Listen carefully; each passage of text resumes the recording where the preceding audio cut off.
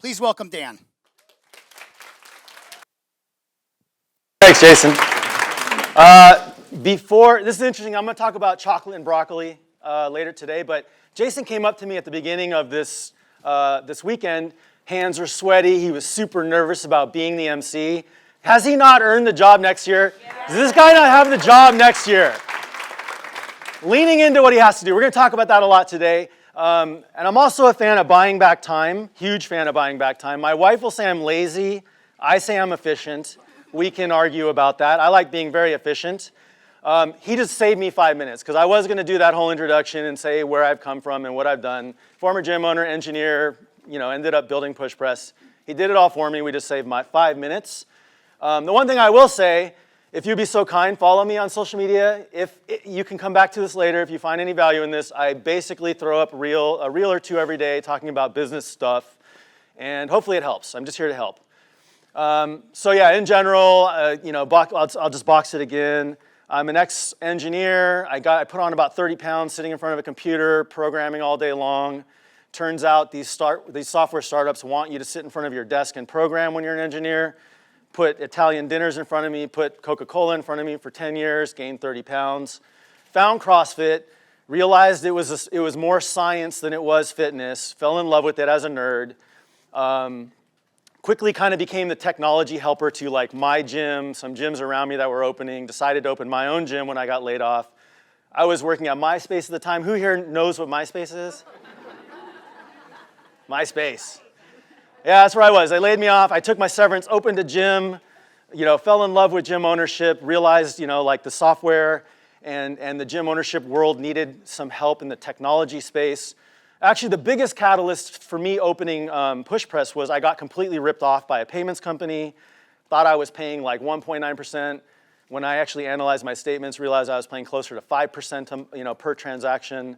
Really was infuriated. Realized other gym owners were having this, getting blindsided the same way and said, okay, we have to do better than that. So that's who we are and what we do today at Push Press. Consider ourselves kind of like the white hats in the room. Like we like to think we defend gym owners. We're here by your side helping you through it all. Okay, before we start, we're going to do two things. We're going to give some gratitude, and we're going to play a game. Two things I like to do frequently. Gratitude first. I've watched Nicole grow this thing for the last 3 or 4 years, and it's been phenomenal. Who was here 3 years ago? And then 2 years ago? Let's see, the hands keep coming up. 1 year ago, and this year. First year? Who's first year? Oh, shit, a lot. See, this is a testament to it. Okay, cool. So Nicole's already planning next year. And last year when we were here, she was already planning this year. And I don't know, for those of you who've been to incrementally more of these, this is getting better and better, and I see the snowball rolling. This is some good stuff here. So I just want to make sure we all give a shout out to Nicole, HSN team, everyone here. This is a huge event, and it's pretty fucking awesome, to be honest. The other people, the sponsors outside, everyone who's helping put this event on, just make sure you give them gratitude because this space is yours to learn. There's a lot of good stuff happening here, not just with what you're hearing from people like us, but what you're catching from the people in the audience. I have a term I like to use. It's not what's taught, it's what's caught.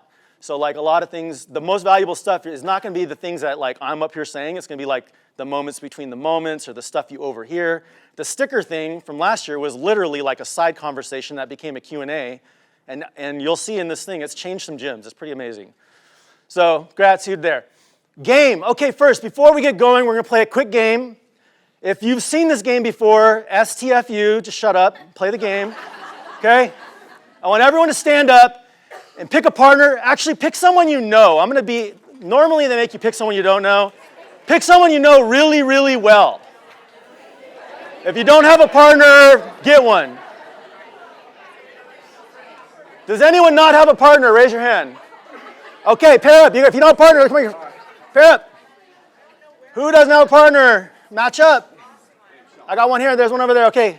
You have to be in front of each other, next to each other. Not hugging each other. Be appropriate. Okay. Face each other. Don't be weird, but look at each other. Study each other. Don't be weird. Okay. Now, the purpose of this game, we want everyone to win. This is one of these weird games. You're not competing with each other, you're working together. What we're going to do is, on the count, when I tell you, you're going to turn around from each other, and the person well, one of you guys, you decide right now, is going to be the changer.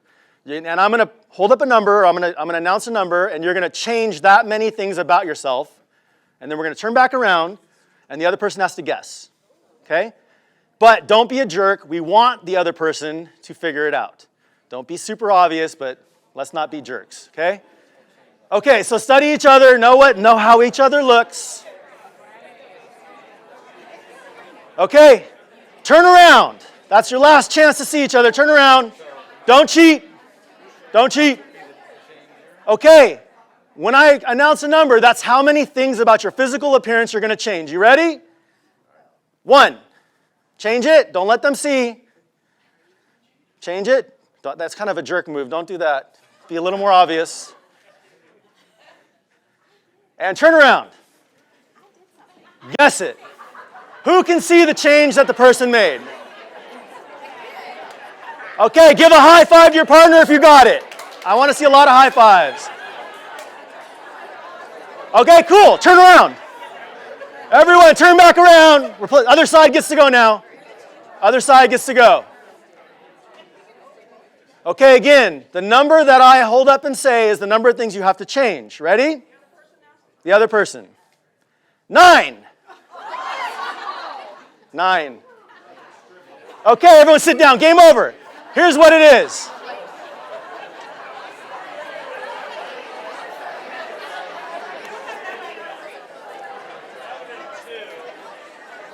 All right. Let that fear of overwhelm dissipate. What just happened? Who was on the 9 side? What did you feel? Overwhelmed. Panic. What else? Pressure. Okay? Who was on the other side of the 9 who was supposed to guess 9? What did you feel? Really bad. Nervous. Really bad. You feel negative. Okay? So the point of this game, I want to make sure you guys understand when you go home, you probably have, and in fact, Nicole's done a really good job at like nailing into this. You guys have 9 things, 19 things, 100 things that you want to change with your business right now. If you take that home and you start implementing 9 changes in your business, what do you think your clients are going to feel? Overwhelmed. What are your coaches going to think? Right? What is your business partner going to think when you come back and you say, I've got 18 things to change tomorrow, let's go. Okay? I know you've heard a lot of impactful things that you want to change and you want to do. You've got to do them one at a time. Okay? Focus. And I just want to make sure that that feeling that you felt, you understand everyone else is going to feel when you go home if you try and do that. Okay, let's get into it. So, last year, for those of you who are here, again, raise of hands, who was here? Okay, so dude, less than half the room. This is cool. So I actually thought a lot more of you guys would be returning, but this is good. They've got a whole bunch of new faces. Last year I talked about keynote. I talked about their North Star metrics, and I went through what constituted a great North Star metric for your gym, and then I basically dumped the data on you and said, okay, but your North Star metric is churn. I've solved it for you because churn is killing our industry. We have an industry churn rate back then of about 9%, which means you're turning over your entire gym every like 10 or 11 months. Not good. All right. So I spoke to that. In the data that we uncovered, we found that there was this line at actually 8 check-ins, which we get to a churn level that's reasonable, 5%. If you can get people to 12 check-ins, you've got them at about 3.5 to 4%, which starts to be good. Okay. I also correlated the fact that in my industry, if I had a 3% churn rate per month, this is per month, I would be fired. I wouldn't be here talking to you. Like my standard is 1%. So I have to keep churn under 1%. So when I saw 8 to 9%, I was floored. And then it's like, how do we get this back down? Let's start at 5. Let's get to 5. Okay. So, hey, what happened? I went around the world, literally, talking about this one concept. And I'm proud to say we made a dent. I'm pretty stoked. And there's probably people in this audience who heard this last year. In fact, I know there's people in this audience who heard this last year, went home, made some changes, and have come back to me in this discussion this weekend and told me, like, this is what happened, this is what we did, and this is what we saw, and it's working. So on average again, this is all across push press, we saw about a 12% increase in the average monthly check-ins per member per gym, which is kind of the metric we were honing in on. What does that mean? In general, again, across all our gyms, we raised check-ins by 12%, we lowered churn by 12%. Weird. It's like 1-to-1. It's kind of happening, right? So that was a cool result of what happened last year. Pretty stoked about that. To kind of narrow in on this, we've got Amy from Swift River. She came to me during this week and said, like, here's what I saw.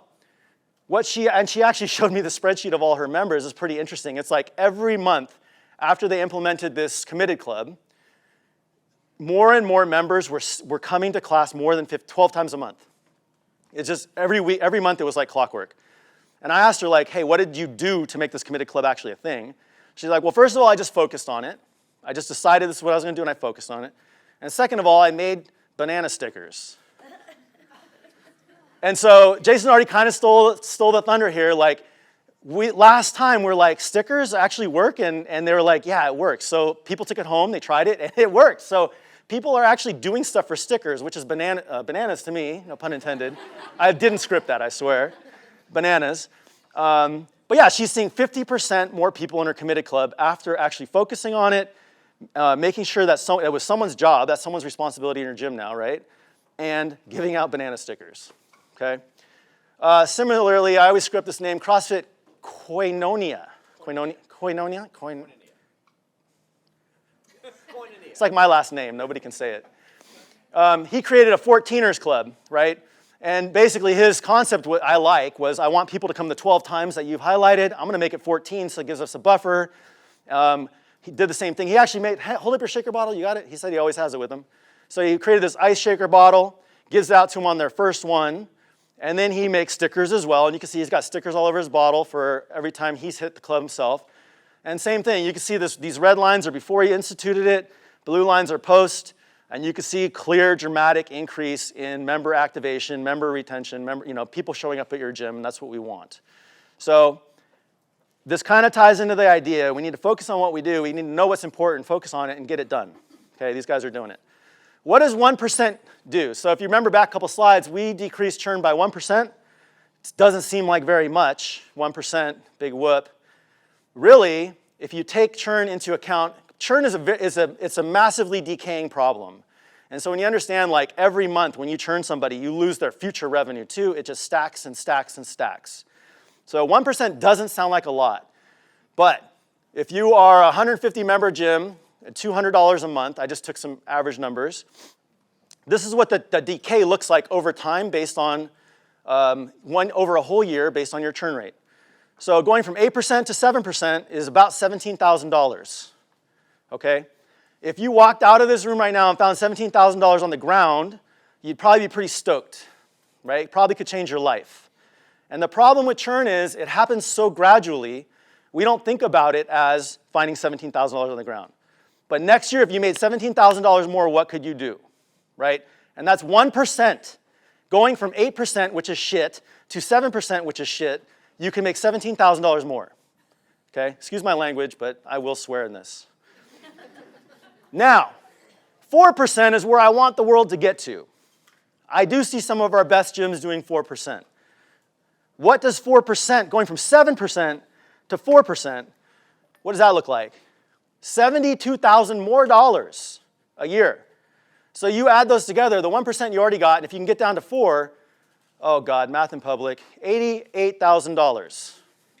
Something like that.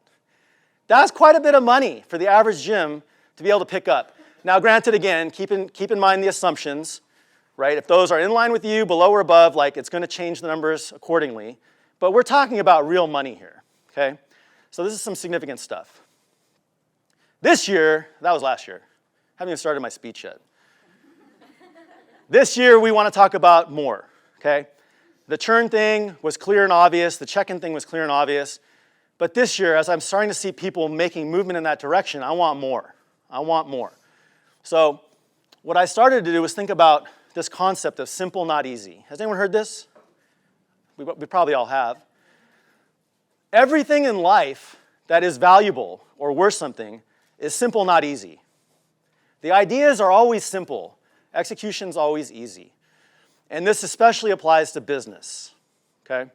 But I know when your clients come in, it's like, hey, nutrition, simple, not easy, hard, right? Fitness, showing up at the gym, simple, not easy.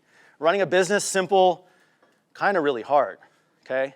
But the ideas are simple, and these ideas I'm about to present to you are so, just like the check-in thing, so simple it's almost stupid, but not easy. So we got to figure out how to get these things done.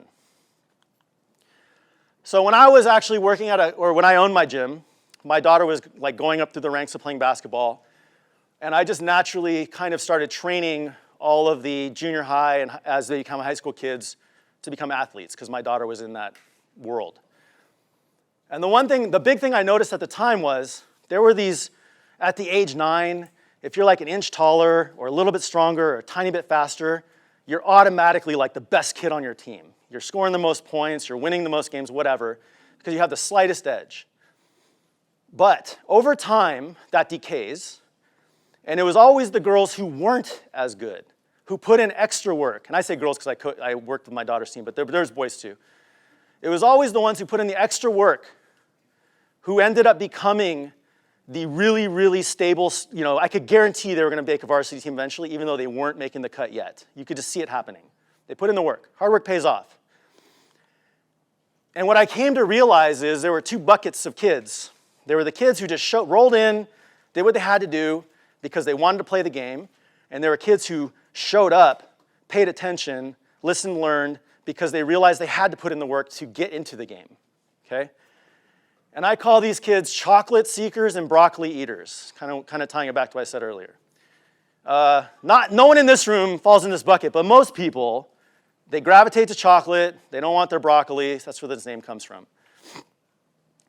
So, the chocolate eaters, and you probably can think of some people in your gym who are these people. They'll show up for 1 rep max snatch day, ready for it, right? The girls I played with showed up for game day, loved scrimmages, didn't want to practice. And, it's like they're race day people. They do what they want to do because they don't have to work for it. And then you got the broccoli eaters, right? They understand that actually working on ankle mobility might increase your snatch, so they're putting in time after workout or before workout working on mobility. They understand footwork is actually what wins one-on-one matchups, so they're working on footwork, not just wanting to play the game. And they're doing hill repeats and other sprint drills. They're doing track day as opposed to just showing up for a race. They focus on what they know they have to do because they aren't just gifted. It isn't a layup for them. And what I saw in our industry is we've been a bunch of chocolate eaters. We are a bunch of chocolate eaters. And it's no one's fault because this is the average gym's revenue from 2015 to 2020, COVID, of all gyms on push press. We were boutique as an industry. We're the stronger, faster, more gifted children compared to the industry. People were flocking into our gyms. We didn't have to do any work.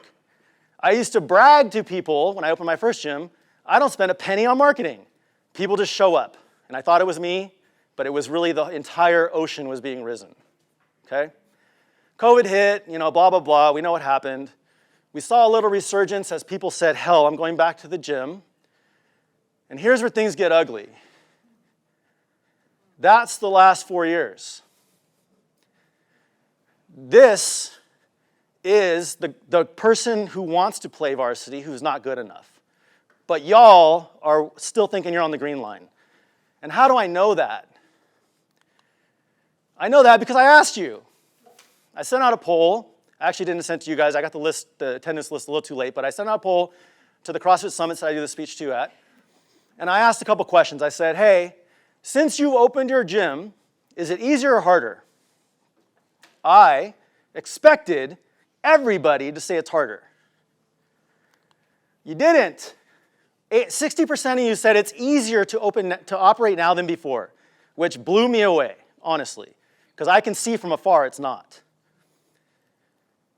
And then I followed that up with, hey, okay, what's easier now, regardless of what you said?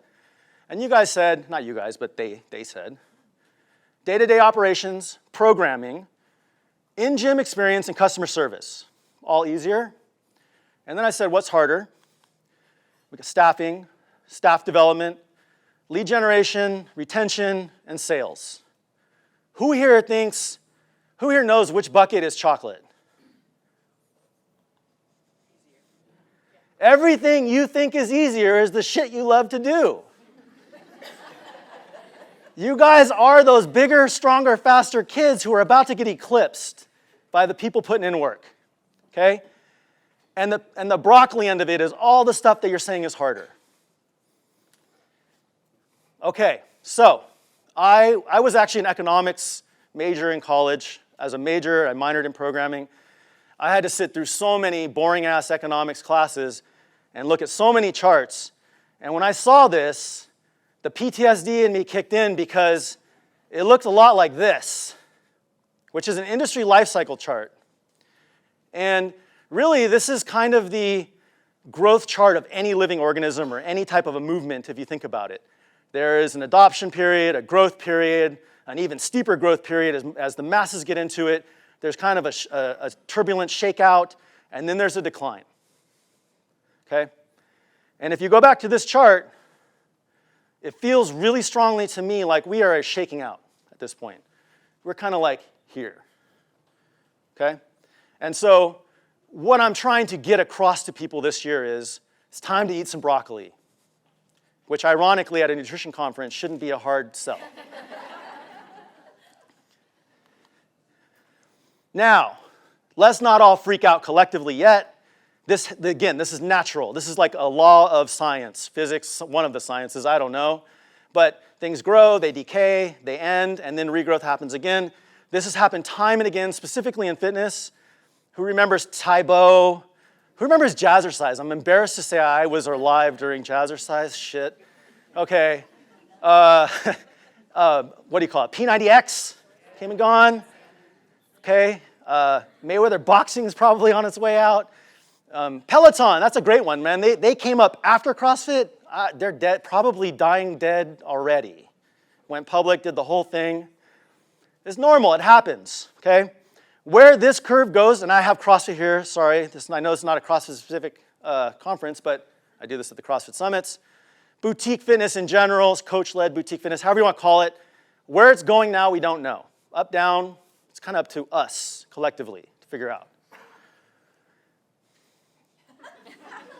Well,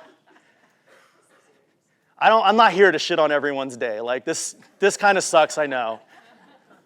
But hey, it can get better. And the good news is, like, for us to actively make this better, we've got to at least take a look in the mirror and say, like, this is happening, okay? We can recognize that this is happening. So I'm not here, I mean, I could have just said, okay, thanks for everyone for coming.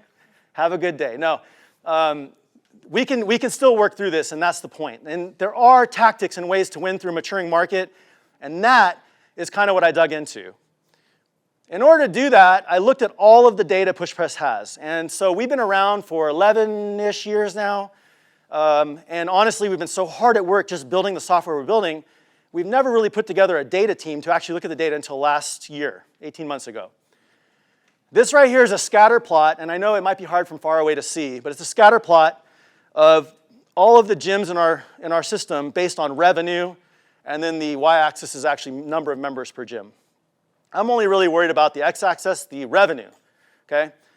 I know you can't read the numbers, but right about here is $30,000, okay? I know the people in the back can probably tell where the cluster of people are, where the cluster of gyms are, because it's so dense, okay? Our bell curve, our median, is so steeply stacked to the right that I don't even know. Can the people in the back even see how many gyms are on the left, on the right over here? How many? Can you guys even see the dots? They're so few and far between. So what I did as I'm doing this is I dug in and I'm like, oh, there's so many gyms on this side. That's bad. But there are some over here. And if you see this distribution, 97% of the gyms are on this side of the chart, and 3% are on this side of the chart, and this is definitely over half of the, halfway over. So we got a massively skewed median. And I thought to myself, okay, it's Manhattan, it's Beverly Hills, it's all these gyms doing, unrepeatable things in unrepeatable areas that got lucky. Nope. Our top gym is in Prairie Village, Kansas. Does anyone know where that is? I've been there, so I know, but yeah, I didn't think so. Poughkeepsie, some people probably know. But the point is, like, this is not Manhattan. This is not like some crazy gym doing some crazy stuff in something that you can't do. Those two are both very rural, very rural. Okay, so going back to this chart, which is, in my opinion, kind of like the canary in the coal mine.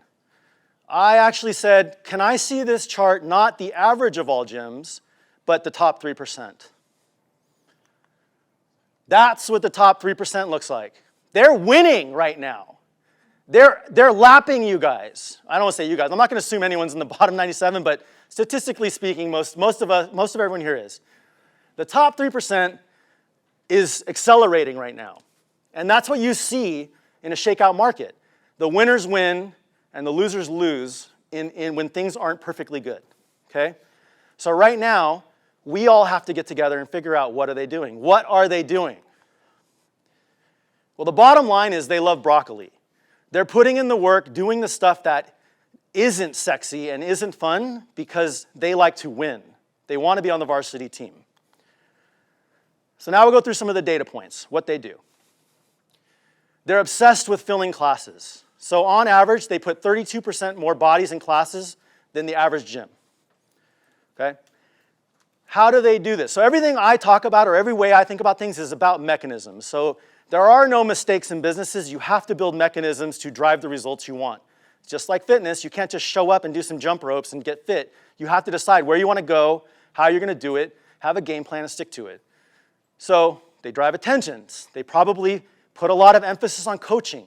They're developing their coaching staff. They're sending them to L2s, L3s, or whatever, sending them to HSN type events, making them better coaches, connecting with customers more. When I had a gym, I told people, I would tell people, I'll see you tomorrow. Because I'm going to tell them that I expect them to be there, and I want them to bake that expectation into their own persona as well.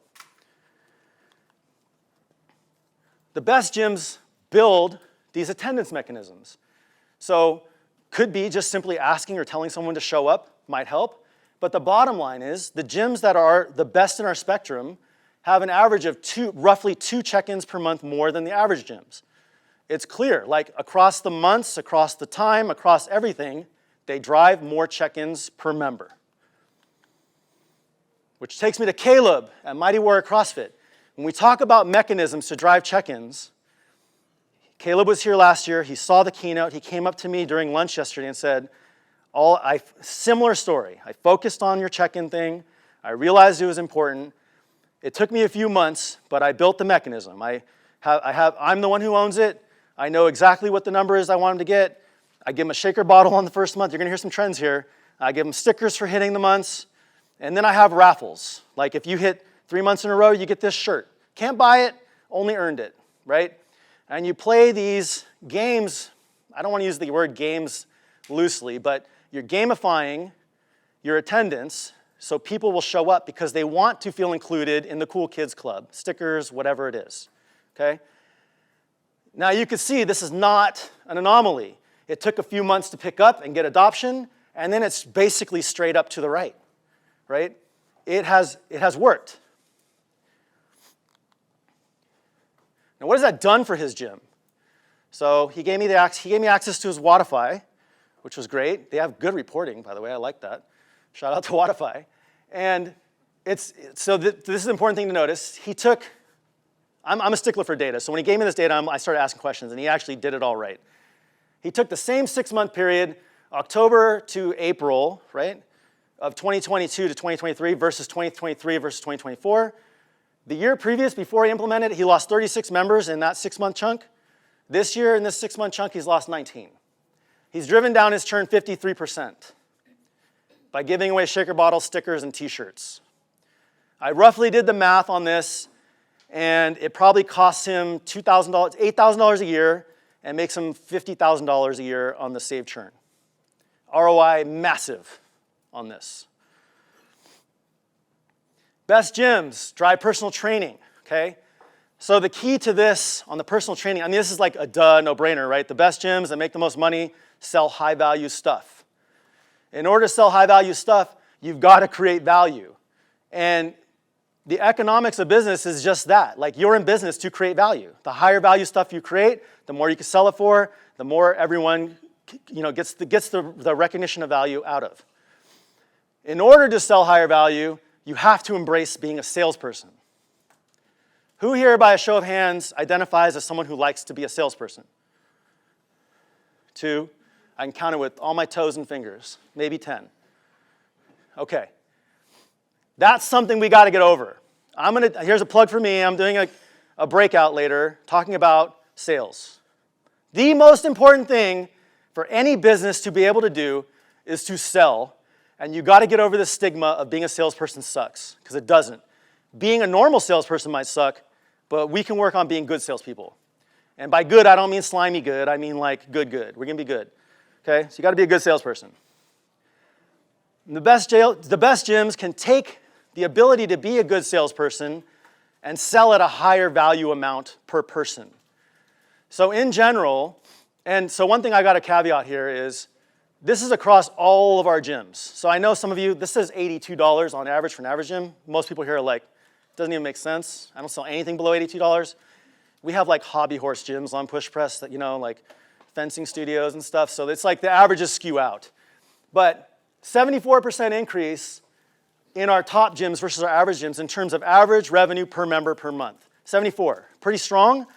However, when we take into account the personal training end of it, the members who buy personal training spend almost 300% more on average than the members who don't.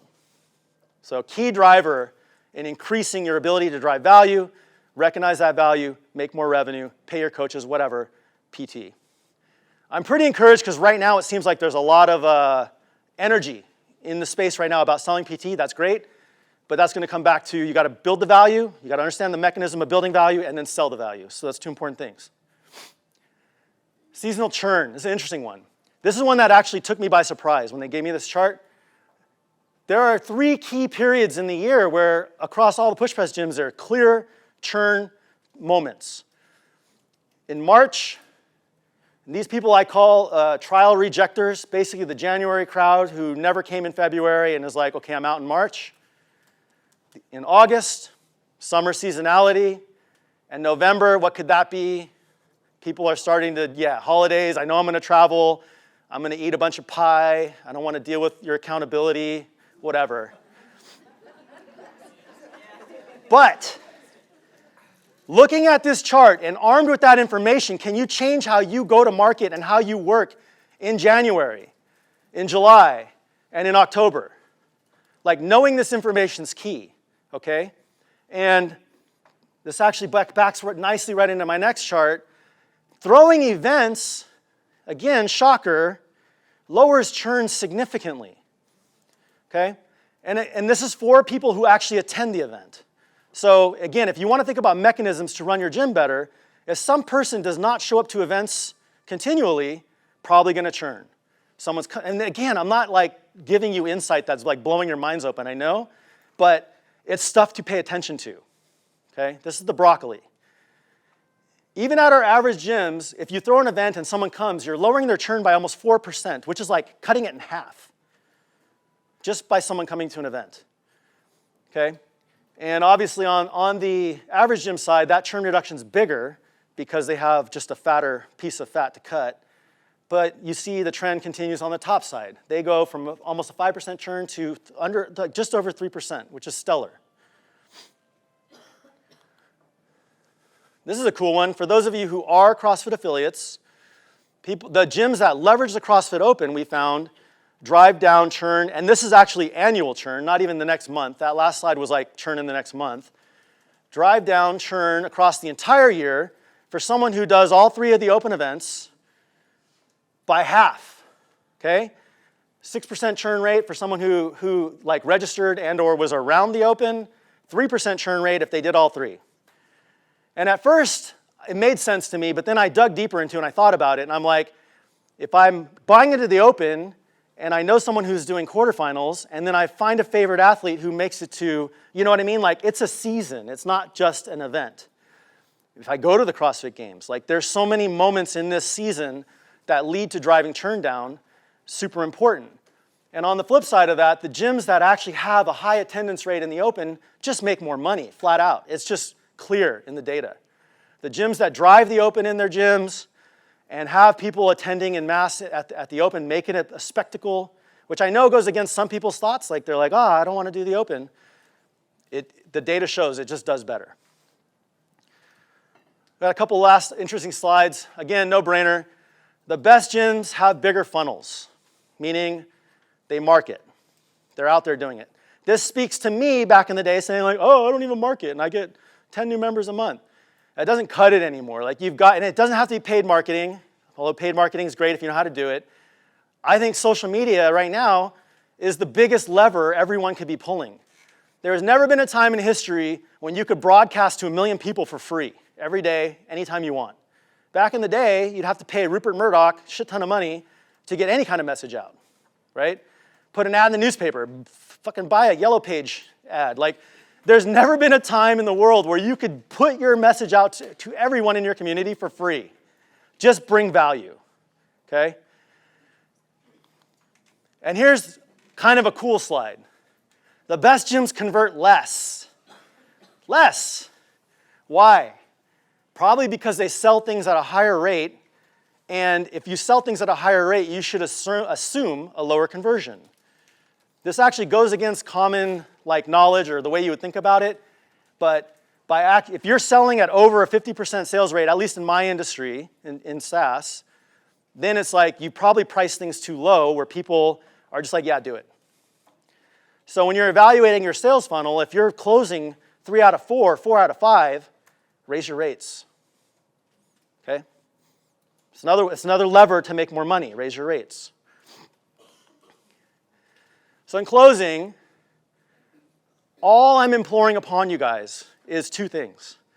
Focus and broccoli. Focus and broccoli. Don't eat the whole head of broccoli at once. Okay? One stalk at a time. Pick something, anything, that you think will drive the most for your business and go all the way in. All the way. Okay? And once you've figured it out, you built the mechanism, you've got the proof, you have the data, you understand how to make it better, you've tweaked it, iterated it, give it to somebody to own. Right? And then focus on the next piece of broccoli you can bite off. Oh, I got ahead of myself. So this actually, I took Jason right here talking 2 days ago about the key log. And there's been so many, we're all dancing around the same ideas here. What we're saying here, all dance around the same ideas. This key log is the single stalk of broccoli. It's the one thing you need to change. So again, go home and just do one change at a time, or else you're all going to feel like, and you're going to make your members feel like you just did when I asked for 9 changes. Okay? Oh! I'm a geeky... Was that shit playing on mine the whole time? It was. Okay, anyways. I'm a tech guy. And sometimes you buy things you want that you don't need. I bought these glasses. They're the Meta AI. Who's heard of these? Meta AI glasses? Okay, so it has AI. It can take pictures and video. It can do all these things. But what really got me on it is you can live stream. And I saw people live streaming from concerts. And I'm like, dude, when I go to gas, I'm going to live stream. Now, I'm not going to do that, but what I do want to do is I want to take a video of all you guys, hyped up, telling me how much value you got here. So just cheer. I'm going to take a video. I'm going to post it on social media later. We're going to go from left to right like a wave. And I want all you guys to cheer. If you found value in this event this weekend, video's on. Did you guys find value? Let's go. Let's fucking go. All right. Gas 2024. Okay, that will be on social media later. Now, I just justified a $300 purchase, so thank you guys. Thank you guys. See, Maddie, I told you these would come in hand. My wife told me that's so dumb. But there's actually a reason I do this, okay? This right here is the graph of the sunglass industry recently. I could have went further back, but I'm lazy. I'm efficient. I didn't do it. Sunglass industry was stagnant for a long time. There's been no innovations in sunglasses at all, right? Now, all of a sudden, they're forecasting this thing to explode in the next few years. Why? Because sunglasses all of a sudden have an innovative edge to them that's going to make the world different. Every single one of you are going to have a pair of these in the next couple of years because you just saw that, right? So the point is, industries can flip. We are not doomed, okay? We can tick this back up if we work on it. But what this is going to require is you guys on the tip of the sphere making sure you're delivering value and your members are coming in and talking to other people and making, like you guys on the tip of the spear have to do this work. But then you need to rely on companies like us, HSN, and the others here to do that shit, like to put AI in things or to change the game in such a way that people can understand there's more value or change the script a little bit. And what I want to do on this end of the talk is make sure you understand, like, you're not in this alone, right? You being here today is part of this tilt. We're working on it, okay? HSN putting all this time and energy to get me here and Best Hour of the Day here and all the other, like Mike Malkowitz, my God, like I never thought I would be able to see him live. Like to get these people here in front of you, so critical in this movement of shifting this industry back up, okay? HSN's here for you. CrossFit, who I know, so again, I'm sorry if you're not a CrossFit gym, it's just part of the deck, but CrossFit, in the past years, I've gotten a little bit, I don't know. I've worked with them a lot lately. They are in this. Like I stand behind them convinced at this point to say they're in this, and they are actively working right now to make this industry better for you guys. I see it. It's not there. It's not like manifested yet, but think of them as like a Titanic, and they're turning the ship, and when it turns, you're going to see it. It's coming, I promise. And I'm behind that ship pushing it. Like I'm making sure that it's going in the right way. And if they ever turn back the other way, I'll be here telling you that as well. I guarantee you that. And then there's push press, right? So like my whole team is built behind the conviction that I've built, which is like we are here for the gym owners. Period, full stop, end of story, okay? All we are here to do is drive value to the gym owners. It doesn't matter anything else we do. In every way we can, we drive value to the gym owners. Whether it's I'm here on stage, whether it's the software, education, anything else, that's what we're here for. We're here to help you. And hey, you guys, each other, need to recognize this. Yeah. You guys have to understand you're each other's partners in this as well, right? Like this, just like the communities you're building in your gyms, this is a community of people who are trying to do the same thing. And what you're doing is important. And what you're doing, the world needs, okay? I closed my speech with this last year. I'm going to close every speech I ever do with this because it's the truth. There are 8 billion, math in public, I think it's 8 billion, 8 billion people in the world, and every single one of them needs what you sell. Not a single person doesn't. Everyone can get healthier. Everyone can find community. Everyone needs a coach, right? Everyone needs longevity in their life. 8 billion people. We are underserved in the terms of the number of gyms in the world by an order of magnitude of millions. There's no reason every single one of you couldn't be overflowing with members, charging anything you want, and having 4 gyms pop up across the street and everyone's still good. It doesn't matter. There's just so many people. What we have to do as an industry is make sure people understand why they need us, where we are, what we do, and how we help them, okay? That's what we have. That's where we, the chocolatiers here, are failing the world, okay? So you guys are all each other's partners, and I just want you guys, the world needs you, and I want you to get out there and be hyped and fucking run home and make changes, all right? That's it. Thank you, guys.